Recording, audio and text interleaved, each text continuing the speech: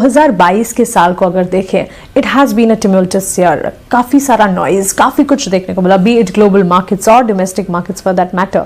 आपका क्या मानना है 2023 से, आपकी उम्मीदें क्या हैं, आउटलुक क्या रखती हैं आप? क्या आपको लगता है कि 2022 जैसा ही एक्शन इंडियन मार्केट्स में 2023 में भी दिखेगा, या आपको लगता है कि एक करेक्शन का फेज भी आ सकता है?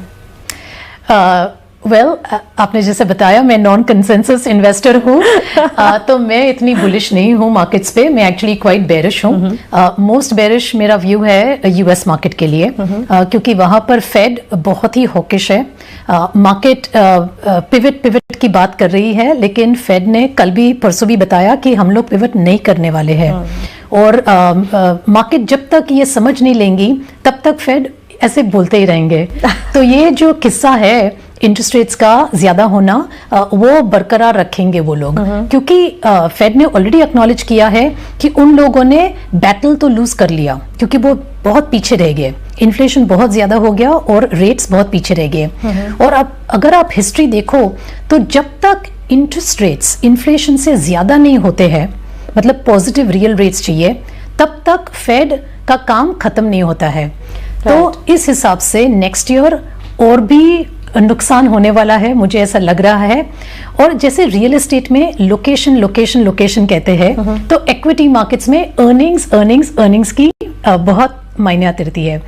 तो नेक्स्ट ईयर के अर्निंग्स बहुत ही वल्नरेबल है, क्योंकि कंसेंसस के जो एक्सपेक्टेशंस है बहुत ज्यादा है, तो इस हिसाब से डिसअपॉइंटमेंट होने वाला है। और मुझे नहीं लगता कि इंडियन मार्केट इससे इम्यून रहेगा। तो सब मार्केट्स गिरने वाले हैं, मेरा ऐसा मानना है।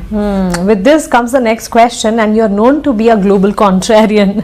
सो सबसे पहले तो मैं ये जानना चाहूंगी, दो चीजें समझना चाहूंगी। एक तो global contrarian in this market होना क्यों जरूरी है, और आपका ग्लोबल कॉन्ट्रेरियन व्यू फिर इस वक्त बाजार पर क्या है? देखो, इसलिए मैंने मेरी बुक का नाम भी नॉन कंसेंसस इन्वेस्टिंग रखा, क्योंकि अगर आप लाइफ में देखो, अगर आपका जवाब सही निकला, मतलब आप करेक्ट हो, जैसे आपने एग्जाम दी, कोई क्वेश्चन आ जाए और सही जवाब दिया तो काफी है।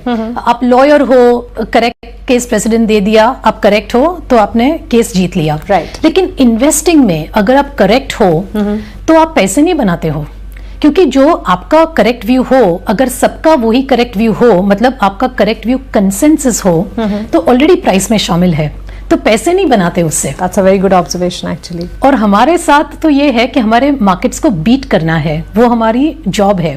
तो इसीलिए इट्स नॉट ओनली इनफ कि आपका व्यू करेक्ट हो, आपका करेक्ट व्यू नॉन कंसेंसस होना चाहिए, तब आप पैसे बनाते हो। तो इसीलिए मैं कॉन्ट्रेरियन हूँ, क्योंकि मुझे मार्केट्स में पैसा बनाना है। व्यू करेक्ट हो, हाँ, आपके अलावा बाकी जो है उनसे आप एट पार नहीं, लेकिन आउट ऑफ द बॉक्स हो, is what you are trying to say. बहुत अच्छी बात है रूपल। लेकिन coming back to domestic markets, भारतीय बाजार के लिए आपका क्या कहना है, आपका आउटलुक क्या है? कोई इमर्जिंग अपॉर्चुनिटीज वहां पर आप बनती हुई देख रही हैं, उस पर आपका आउटलुक बताइए। हाँ, मैं एक्चुअली इमर्जिंग मार्केट्स में लॉन्ग टर्म, मतलब सेक्युलर आउटलुक में बहुत पॉजिटिव हूँ, क्योंकि लोग ये सब, अभी ये देखो मेरा नॉन कंसेंसस आइडिया है, तो मैं जरा क्लियर आउट करूंगी कि जो कोविड हुआ वो एक्चुअली इमर्जिंग मार्केट्स के लिए लॉन्ग टर्म में बहुत अच्छी बात है। लोग ऐसे सोचते नहीं है, वो कनेक्ट नहीं करते कि क्या डॉट से, मैं जब ऐसे बोलती हूँ क्या क्या बोल रही है, लेकिन कोविड में जो हुआ है ट्रांसफॉर्मेशनल बात ये है कि रिमोट वर्किंग एकदम एक्सेप्टेबल हो गया है।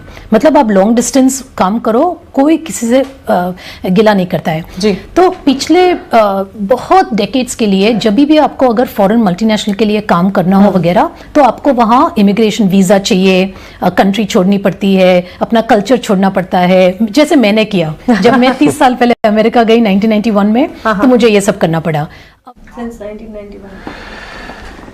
ये थी रूपल बंसाली, जो मानसी से बातचीत कर रही थी बाजार को लेके। कॉन्ट्रेरियन इन्वेस्टर है, बाजार में इस समय कंस्ट्रक्टिव नहीं है। उन्हें लगता है कि ये जो रैली देखी थी हमने ग्लोबल मार्केट में और इंडियन मार्केट में भी, ये एक बेयर मार्केट रैली थी और यहाँ से बाजार में और मंदी आ सकती है।